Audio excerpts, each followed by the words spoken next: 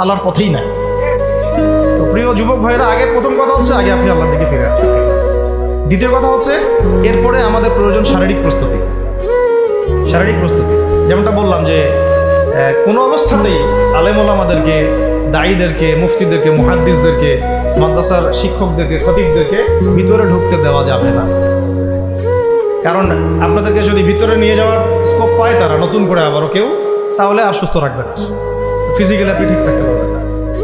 অতএব একটা সামাজিক প্রতিরোধ গড়ে তুলতে হবে সবসময়। মানে একটা এলাকার মধ্যে একজন আলেম আছেন, সেই আলেমকে এলাকা থেকে নিতে পারবে না, তাকে নেওয়ার আগে 100 জনের উপর গুলি চালাইতে হবে, এমন একটা মুভমেন্ট থাকতে হবে।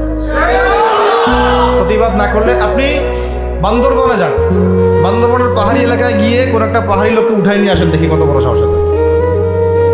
আর্মি পর্যন্ত পারে না। কে পারে না? সেনাবাহিনী পারে না।